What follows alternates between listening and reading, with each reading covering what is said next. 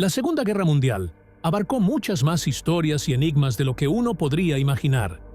Con los años han ido saliendo a la luz nuevos hechos que no solo completan la imagen conocida de aquellos acontecimientos, sino que también obligan a contemplar el pasado desde un ángulo completamente distinto. Hoy, en el canal Facts Room, revelaremos algunos hallazgos asombrosos y descubrimientos increíbles, realizados en diferentes épocas después del fin de aquellos dramáticos eventos. Les esperan leyendas fascinantes sobre túneles secretos y tesoros desaparecidos, páginas desconocidas acerca de misteriosos submarinos y buques, así como las operaciones militares más inusuales, de las cuales quizás nunca hayan oído hablar. Acompáñenos hasta el final, pues es precisamente en la conclusión donde hemos reservado la historia más impredecible. En aguas costeras cerca de la isla de Oahu, en el archipiélago de Hawái, se hallaron los restos de una embarcación submarina única de la época de la Segunda Guerra Mundial. Pertenecía a la Armada japonesa. Fue capturada por los estadounidenses y posteriormente se hundió de manera intencional. Años después, los investigadores la encontraron a una profundidad que superaba los 2.300 pies. Este descubrimiento increíble permitió reexaminar el progreso en la construcción de submarinos de aquellos tiempos. Se trata de la legendaria nave de la serie INA 400, los submarinos más grandes construidos por la Armada Imperial japonesa antes de la era nuclear. Auténticos gigantes marinos, eran más largos que un campo de fútbol convencional y podían no solo realizar travesías de larga duración, sino también transportar pequeños bombarderos a bordo. La idea principal de los ingenieros era que el submarino pudiera emerger rápidamente, lanzar los aviones para un ataque relámpago y sumergirse de nuevo antes de que el enemigo advirtiera la amenaza. Innovaciones como estas permitían a los japoneses planificar incursiones audaces, dejando a menudo perpleja a la inteligencia de los aliados. Resulta curioso que, además de las características ya conocidas de estos barcos, los historiadores sugieren que los japoneses intentaron dotar a sus megasubmarinos de un suministro adicional de combustible, con el fin de recorrer enormes distancias en el Océano Pacífico. El hallazgo cerca de las costas de Oahu arroja nueva luz sobre los detalles de las operaciones finales, cuando las tripulaciones japonesas se esforzaban por salvar los buques sobrevivientes o impedir que cayeran en manos del enemigo. En las aguas del Mar Negro, junto a la costa del territorio que hoy pertenece a Rusia, descansó durante décadas el fuselaje de un bombardero soviético que despegó hacia las posiciones de la Alemania nazi y desapareció sin dejar rastro. Muchos años después, una embarcación para expediciones científicas descubrió por casualidad sus restos en el fondo marino, despertando un interés auténtico. Con el tiempo, se determinó que se trataba de un ejemplar poco común del bombardero en picado PE-2, famoso por su velocidad y maniobrabilidad. Durante la Segunda Guerra Mundial, estas aeronaves participaron en numerosas misiones peligrosas, atacando objetivos enemigos a menudo casi a quemarropa. Nadie esperaba de la industria aeronáutica soviética diseños tan avanzados. Cuando el fuselaje del bombardero fue izado desde el fondo, en el exterior todavía permanecía la icónica estrella roja, símbolo de toda una época. Incluso se conservaron fragmentos del revestimiento interno, lo que brinda la oportunidad de comprender con mayor detalle cómo se diseñaban y perfeccionaban estos aparatos. El estudio de los restos mostró que el avión pudo haber sido derribado por fuego antiaéreo, aunque los expertos también mencionan otras posibles causas de la catástrofe, como fallas técnicas y condiciones meteorológicas adversas. Además, algunos archivos señalan que precisamente ese día, las fuerzas aéreas soviéticas bombardearon de manera intensa varios objetivos estratégicos, lo cual incrementaba el riesgo de toparse con una defensa enemiga muy preparada. Sin embargo, una historia realmente asombrosa ocurrió a mediados de la década de 1990, cuando, en un río cercano a la ciudad de Verova, se sacó a la superficie un ejemplar sumergido de esta técnica legendaria. Se hundió bajo el hielo en enero de 1945, durante la retirada caótica de los alemanes. En el interior del vehículo, según se descubrió, se conservaban varios componentes originales, incluido el armamento y otros elementos del equipamiento. Resulta sorprendente que, tras una restauración minuciosa, este Sonderkraftfahrzeug 251 pudo moverse nuevamente. Lo pintaron con un característico camuflaje, reprodujeron las inscripciones auténticas en los costados e incluso mantuvieron el famoso nombre Rossi, con el que la tripulación lo había bautizado. En la actualidad, esta máquina es una de las ilustraciones más impactantes del nivel de la ingeniería de aquellos años, además de una prueba de lo importante que es tratar con cuidado los artefactos históricos que literalmente resucitan desde las profundidades del olvido. No es ningún secreto que el Tercer Reich saqueó activamente los países ocupados y confiscó bienes de las familias judías. Numerosas obras de arte, lingotes de oro y otros objetos valiosos fueron escondidos por los nazis a lo largo de toda Europa. Cuando el régimen de Hitler cayó, los soldados de las fuerzas aliadas descubrieron escondites y cargamentos repletos de tesoros incalculables.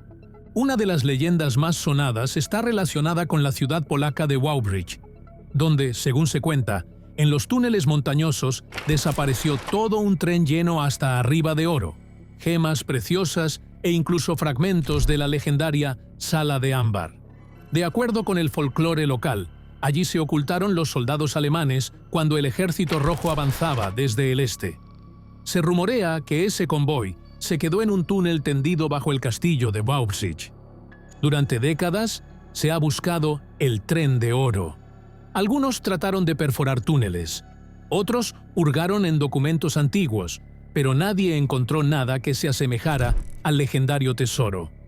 Con todo, los entusiastas no se rinden, pues de vez en cuando aparecen nuevas conjeturas y planos de túneles. Paralelamente, los investigadores han descubierto que los nazis sí lograron trasladar enormes cantidades de bienes de las ciudades vecinas. Así que la pregunta de si existe el tren cargado de oro sigue inquietando a aventureros de todo el mundo. La misteriosa expresión «el oro de Yamashita» suscita la emoción de cazadores de tesoros desde hace muchas décadas. Recibe su nombre del general del ejército japonés que comandó la famosa 25ª Armada durante la toma de Malasia y Singapur. Según los rumores, fue bajo sus órdenes que se ocultaron los bienes valiosos que Japón había saqueado por todo el sureste asiático. Dicen que esos tesoros inconmensurables se transportaban hasta cuevas remotas, se utilizaban túneles subterráneos o refugios construidos especialmente en Filipinas. El general aparentemente planeaba regresar por todo ello al término de la guerra. Pero la realidad fue dura. Tras las derrotas en combate, no pudo llevarse nada y acabó siendo juzgado como criminal de guerra. Desde entonces, los cazadores de fortunas se esfuerzan en encontrar cualquier prueba que confirme la leyenda. Se cuenta que en las regiones montañosas del norte de Filipinas, efectivamente, se topan con escondites repletos de joyas y oro, pero nadie ha presentado evidencia contundente. Los escépticos están convencidos de que son simples cuentos de guerra. Sin embargo, las marcas extrañas y restos de fortificaciones en la selva siguen despistando a quienes sueñan con la aventura. En Uruguay surgió una historia de lo más peculiar en torno a un águila de bronce hallada en un crucero alemán hundido. Esta figura tridimensional, de alrededor de 6 pies y medio de altura, alguna vez adornó la popa del buque Almirante Graf Spee. Tras una de las primeras batallas de la Segunda Guerra Mundial, el barco fue hundido por su propio capitán cerca de las costas de Montevideo, para evitar rendirse a los aliados. Años después, aficionados y autoridades oficiales organizaron la extracción del artefacto. El gigantesco águila nazi, con la esvástica en las garras, suscitó debates al instante. Unos proponían dejarla en un museo para dar contexto histórico, otros fundirla para destruir el símbolo de la ideología totalitaria. Finalmente, un tribunal dictaminó que la reliquia encontrada pertenecía al Estado y podía ser vendida, y que las ganancias se distribuirían entre el gobierno y el equipo que la había recuperado. Como resultado, se decidió fundir el águila en la figura de una paloma, símbolo de la paz. De este modo, de la agresiva insignia podría nacer un recordatorio de la importancia de no repetir los errores trágicos del pasado. Algunos historiadores, sin embargo, se oponen a esta medida, pues consideran que se trata de una pieza auténtica de la época. Pero las autoridades uruguayas opinan que la simbología de la Alemania nazi no debe perpetuarse sin una reinterpretación. En la isla de Alderney, que forma parte de la cadena de las islas anglo-normandas, hay fortificaciones únicas, algunas de las cuales fueron construidas desde tiempos del Imperio Romano. Lo curioso es que, durante la Segunda Guerra Mundial, los alemanes emplearon una de esas antiguas fortalezas romanas, transformándola en un búnker completamente funcional y eliminando todo rastro de su apariencia histórica. A pesar de que los habitantes locales, así como todo el contingente británico, fueron evacuados después de la ocupación, la isla no quedó deshabitada. Se establecieron allí campos de trabajo forzado y fortificaciones destinadas a hacer este pedazo de tierra inexpugnable. El fuerte romano, al que los alemanes llamaron Piratenschloss, defendía la costa de importancia estratégica. Sus muros de aproximadamente 10 pies de espesor y las estructuras antiguas sirvieron de base para emplazamientos de artillería y defensas antitanque alemanas. Lo más interesante es que las excavaciones actuales han demostrado que los romanos situaron en su día aquel puesto de tal manera que, en caso necesario, pudieran trasladar tropas al continente con rapidez. Bajo el Tercer Reich, los ingenieros sumaron elementos defensivos más modernos de forma apresurada. El resultado es una mezcla inusual del legado romano con la arquitectura de búnker del siglo XX. Hoy en día, historiadores y arqueólogos se esfuerzan por preservar y estudiar estas fortificaciones de doble capa, pues reflejan la historia dramática de un pequeño trozo de tierra en la encrucijada de épocas y pueblos. Imagínense un destacamento casi desarmado, pero provisto de tanques inflables, maquetas de aviones y potentes equipos de sonido. Precisamente así operaba el llamado Ejército Fantasma. Más de 1.100 talentosos artistas, ingenieros y operadores de audio. Su misión consistía en engañar a las fuerzas enemigas, generando la ilusión de que había grandes unidades militares donde en realidad no las había. Los soldados del Ejército Fantasma sabían imitar con destreza columnas enteras de blindados, instalaban piezas de artillería falsas, transmitían mensajes de radio ficticios y reproducían grabaciones de regimientos marchando. Las operaciones tenían lugar casi debajo de las narices del enemigo, en ocasiones a menos de unas pocas millas de las posiciones alemanas. Estas maniobras confundían al adversario, desviando su atención y obligándolo a trasladar recursos a puntos donde no se llevaba a cabo la ofensiva real. Durante largo tiempo, no se informó al gran público sobre el Ejército Fantasma, y solo años más tarde se supo cuán decisivas fueron sus acciones para salvar vidas de soldados estadounidenses y aliados. Por ejemplo, durante el desembarco en Normandía, estos especialistas crearon grupos de desembarco ilusorios, lo que permitió a las tropas reales romper la defensa en otro lugar. Los historiadores creen que sin este tipo de operaciones, la Segunda Guerra Mundial habría durado más, pues cada maniobra de distracción tenía un valor estratégico y permitía aprovechar mejor el factor sorpresa. Cuando los investigadores realizaban búsquedas en aguas profundas cerca de las costas de Irlanda, se toparon con uno de los mayores y más profundos cargamentos de metales preciosos jamás hallados en un buque hundido. Encontraron más de 1.000 lingotes de plata que, en conjunto, superaban el 1.000.000 de onzas Troy de este metal. El barco, llamado SS Gaita en su momento y con casco de acero, navegaba bajo bandera británica y fue hundido por un submarino durante la guerra. La mayoría de la tripulación pereció y la nave se fue al fondo del mar a comienzos de la década de 1940. Durante todos esos años, el naufragio permaneció en una zona casi inaccesible. Más tarde, la compañía Odyssey Marine Exploration se propuso recuperar la carga de plata. Hubo que usar tecnología de vanguardia para descender a profundidades extremas. Al final, se extrajo el tesoro de las bodegas, demostrando que incluso décadas después pueden ocultarse enormes riquezas en las entrañas del mar. Esta operación se convirtió en una de las más sonadas del buceo, en gran profundidad de aquella época. Los submarinos del Kriegsmarine alemán, conocidos ampliamente como U-Boot, representaban una seria amenaza para los aliados, atacando buques de carga y transportes en el Atlántico. Por lo general, actuaban en manadas de lobos, coordinando los ataques a través de intercepciones radiales y siguiendo a la víctima incluso varios días para concentrar fuerzas y asestar un golpe sorpresa. Sin embargo, también se daban ataques solitarios, cuando el sumergible atacaba un convoy sin apoyo alguno.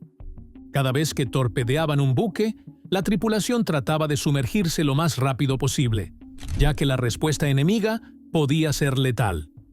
Como prueba del éxito de la operación, los submarinistas enviaban al cuartel general mensajes breves sobre las toneladas hundidas. Pero el destino de muchos sumergibles acabó en tragedia. Cerca de 2/3 de todos los U-Boot fueron destruidos. Una de estas historias es el hallazgo del submarino U-576, localizado por primera vez en décadas en la costa este de Norteamérica. Los investigadores intentaban averiguar si alguien logró salir por las escotillas o si la tripulación pereció, atrapada dentro mientras la nave se hundía. Asimismo, los historiadores descubrieron que, en el momento de la pérdida de ese U-Boot, varios buques de escolta aliados operaban con intensidad en esa zona para interceptar submarinos. Se considera que el exitoso ataque que lo hundió fue resultado de la coordinación entre distintos barcos de escolta y aviones de reconocimiento marítimo. Aunque es posible que el sumergible transportara documentos importantes, nadie pudo recuperarlos. Se hundió con demasiada rapidez. La máquina de cifrado alemana, Enigma, era tan compleja para codificar mensajes que, durante un buen tiempo, los aliados casi no pudieron descifrar las comunicaciones enemigas. La variedad de configuraciones permitía crear miles de millones de variantes de cifrado. Sin embargo, los esfuerzos del brillante matemático Alan Turing y sus colegas en el Reino Unido dieron fruto.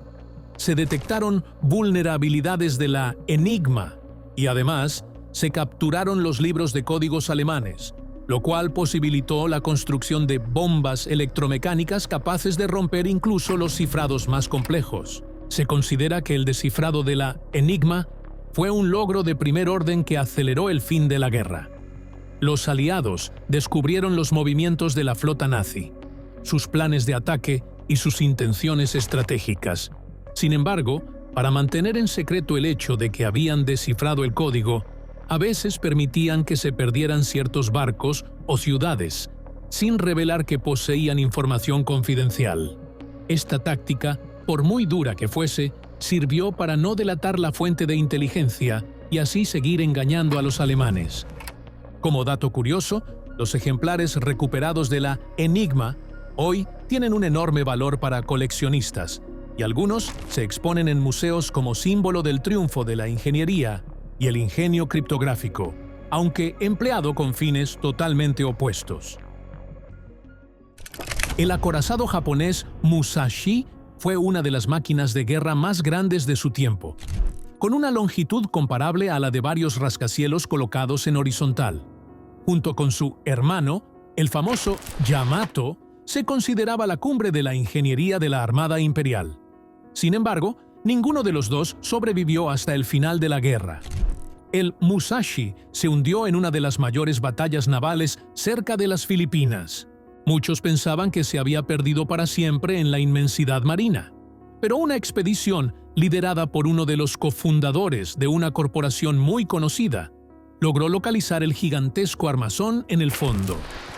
Los investigadores emplearon sumergibles capaces de trabajar incluso bajo presiones extremas. Todavía pueden verse en el casco las torretas artilleras y partes de la cubierta, muy dañadas por explosiones y torpedos. Resulta interesante que, en uno de los informes de los almirantes japoneses, se mencionara cuánto superaba el Musashi en potencia de fuego a la mayoría de los buques enemigos. Sus cañones podían atacar a distancias enormes, lo que lo convertía en una especie de isla flotante de la muerte, por decirlo así. Aún así, frente a la aviación moderna de Estados Unidos, el acorazado se mostró vulnerable. Ahora, al ser localizado en el fondo marino, cumple otra misión: devolver a historiadores y a familiares de los caídos una parte importante del pasado. En un rincón remoto del lago Michigan, en el norte de Estados Unidos, se descubrió un ejemplar poco común del bombardero en picado Douglas SB-5 Dauntless. Llevaba décadas sumergido, cubierto de limo, algas y capas de mejillones. Aunque con el tiempo algunas secciones del fuselaje se deformaron considerablemente, el avión pudo ser extraído y enviado a restauración.